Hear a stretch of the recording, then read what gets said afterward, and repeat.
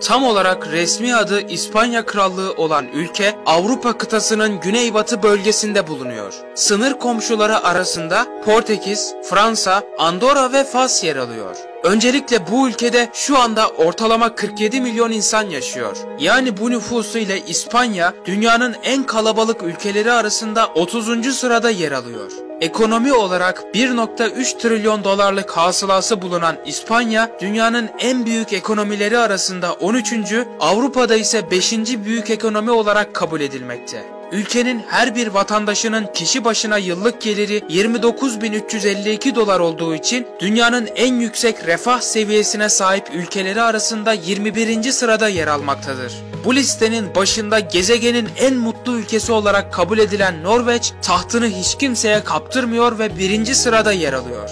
İspanya'nın başkenti Madrid'in son verilere göre 3,2 milyonluk bir nüfusu var. Yani Avrupa'nın en kalabalık 5. şehri olma unvanını taşıyor. Sıralamanın öncesinde ise İstanbul, Londra, Berlin ve Paris gelir.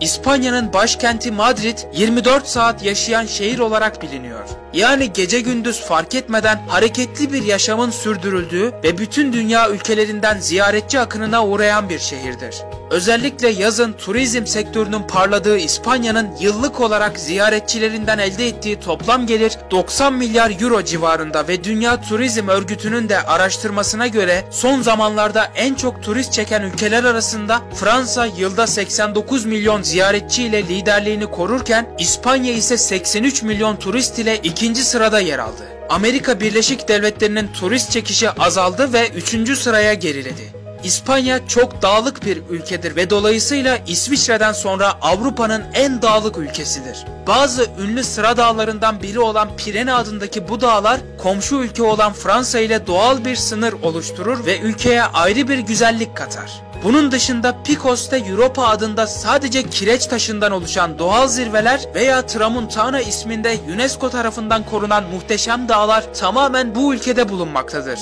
Ayrıca İspanya'nın içinden geçen Rio Tinto Nehri uzun yıllar boyunca kıyılarında madencilik yapıldığı için bugün nehrin suyu çok kirli bir durumda. Hatta o kadar zehirlidir ki nehirde yıkanmak İspanya hükümeti tarafından yasaklanmıştır. Tüm yaşam biçimleri suda tamamen tükendiği için bu nehirde hiçbir canlı da yaşamamakta. Bunun dışında İspanya ve Portekiz'in arasında bulunan Guadiana Nehri iki ülkeyi birbirinden ayırmaktadır.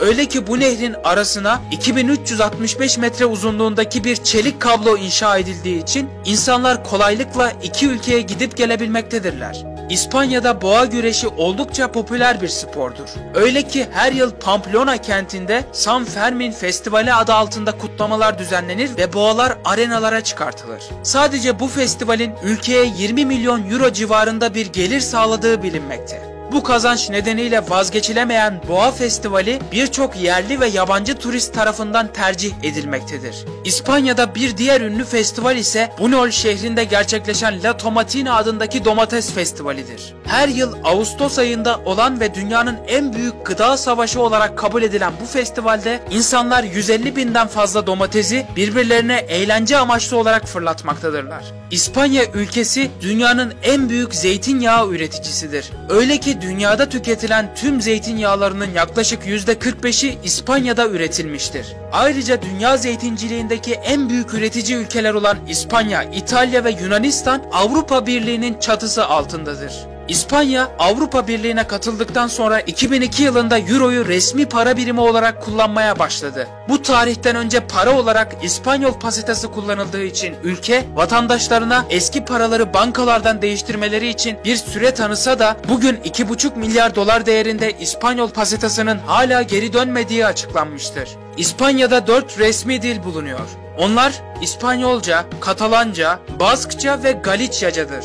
İspanyolca en çok başkent ve çevresinde konuşuluyorken Katalanca Barcelona ve etrafında konuşulmaktadır. Diğerleri Baskça ve Galiçyaca ise bu iki bölgenin yerel dilleridir.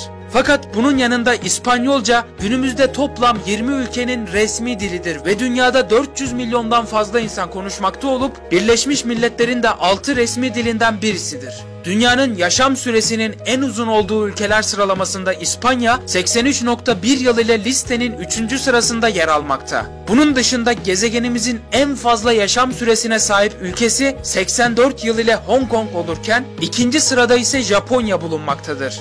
İspanya 2050 yılına kadar dünyanın en yaşlı nüfusuna sahip ülkesi olacağı öngörülüyor. İstatistiklere göre 2050 yılında İspanya'nın 60 ve üzeri yaş nüfusu bir patlama yaşayacak ve ülkenin %40'ından fazlası yaşlı insanlardan oluşacak. Günümüzde İspanya nüfusunun %20'si yoksul sayılabilecek insanlardan oluşurken kalan %80'lik kısmın bir evi bulunuyor ve konut sahibi konumundadırlar. İspanya'da yaklaşık 500 bin Çingene var ve bunların neredeyse tamamı güney kıyı kesimlerinde yaşamakta. Fakat İspanya'da pek sevilmeyen bazı Çingeneler ülkeden zorunlu olarak göç etmek durumunda kalmaktadırlar. İspanya'da bulunan Sagrada Familia Kilisesi 130 yıldan uzun bir süredir yapım aşamasındadır. Önümüzdeki 10 yıl içerisinde ise tamamlanması bekleniyor. İnşa edilmeye başlandığında çevresinde ineklerin otladığı bir alanda bulunan kilise bugün kentin tam ortasında. Ayrıca dünyanın en eski deniz feneri İspanya'da bulunmaktadır. Herkül adındaki bu kule 1. yüzyılda inşa edilmesine rağmen bugün sapasağlam hala ayaktadır. Öyle ki bu kule 2009 yılında UNESCO tarafından Dünya Mirası listesine bile alındı. Dünyanın en tehlikeli yürüyüş parkurlarından biri olan El Caminito del Rey İspanya'da bulunmaktadır. 1905 yılında inşa edilen bu yolun asıl amacı çalışan işçileri inşaat alanına kestirmeden götürmekti. Ancak 1999'da 5 dağcı burada hayatını kaybedince yol güvenlik gerekçeleriyle kapatılsa da son zamanlarda ziyaretçilere yeniden açıldı ve böylece bu tehlikeli yol adeta turist akınına uğradı.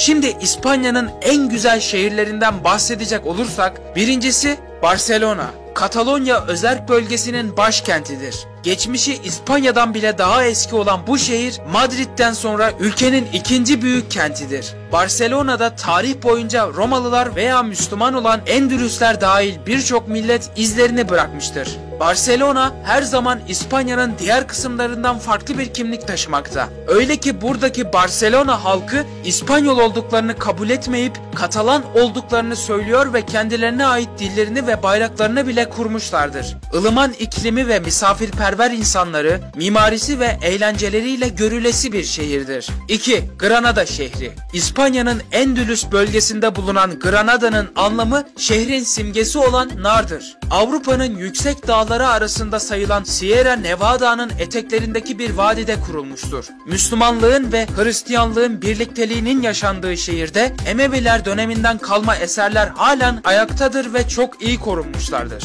Ayrıca bu şehirde bulunan Sacromonte Tepesi eski ve kayalardan yontulma evlerde yaşayan çingeneleriyle ünlüyken şimdi turistler için flamenko gösterilerinin yapıldığı bir önemli bir turistik bölge olmuştur. Toledo şehri.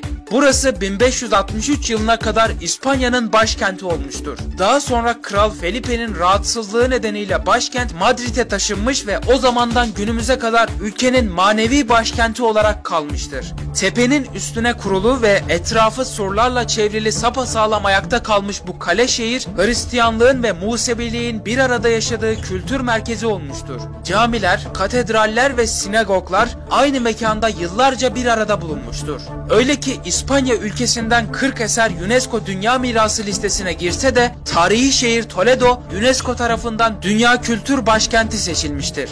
Son olarak başkent Madrid. Romalılar tarafından kurulan bu şehir Avrupa'nın en yüksek noktasına kurulmuş başkentlerinden biridir. Bu nedenle ani hava değişiklikleri yaşandığı buranın muhteşem mimarisi, müzeleri, katedralleri ve renkli sokakları bulunduğu için çok ihtişamlı bir başkent olarak bilinmektedir. Tam olarak 120 meydana bulunan şehrin merkezindeki bütün binalar farklı bir görünüm sergiler. Madrid, asıl kimliğini Kral 3.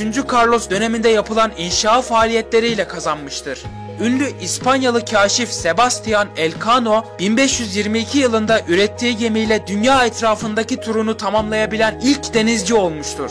Bugün İspanya'da kraliyet ailesine hakaret etmenin cezası 2 yıl hapistir. İspanya ülkesinin günümüzde pek bilinmese de Afrika'da Ceuta, Melilla ve Kanarya Adaları gibi küçük toprakları bulunmaktadır. Kanarya Adaları özerk olarak İspanya'ya bağlı olsa da Ceuta ve Melilla tamamen İspanya'nın resmi toprağıdır. Son bilgi olarak İspanya topraklarının yüz ölçümü 506.000 kilometrekaredir. Yani dünyanın en büyük ülkelerinde Tayland ve Türkmenistan'ın arasında 52. büyük ülkedir. Beni izlediğiniz için teşekkür ederim. Video hoşunuza gittiyse beğenmeyi ve kanalıma abone olmayı unutmayın. Diğer videoda görüşmek üzere.